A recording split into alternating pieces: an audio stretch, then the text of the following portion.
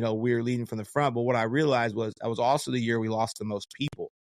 And so why was that? Well, I was being a hustler CEO instead of a true CEO. And so what I learned is that, it's like the cliche. If you want to do something, you can do it alone. But if you want to go far or whatever it is, you do it with, the people. And it was like, man, it goes back to your roots of, man, building a business is easy. Building people's the hard part. But if you build people, they'll build the business. And I realized that, look, I didn't want to do this alone. I wanted to do it surround myself with a group of people. And I think I realized that, look, it's not lonely at the top. You're just not taking anyone with you. And I dedicated myself to wanting to take people along for this ride.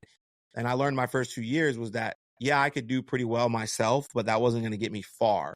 That was going to be an owner entrepreneur. So I had to work on myself. Like, hey, Dustin, you're a great sales guy, but what does that get you? It gets you selling, but nobody else is really making money. Nobody else is doing well. You need to work on yourself. So therefore you can work on others, and you got to grow into this true leader and CEO. So instead of that first 2 years, all my time was sell, working on everything sell.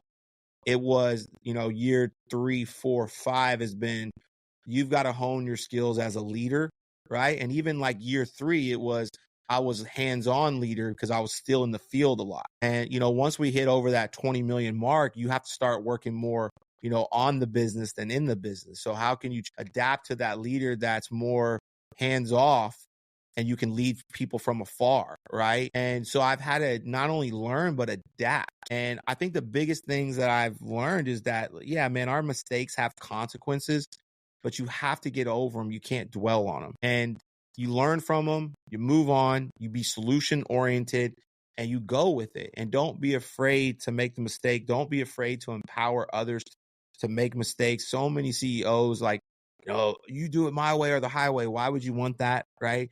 You want to obviously hold them to a standard, but you want to empower them to make mistakes and try things and not just look to fire people. Like I've just learned that when people in our organization make mistakes, I look at their intent.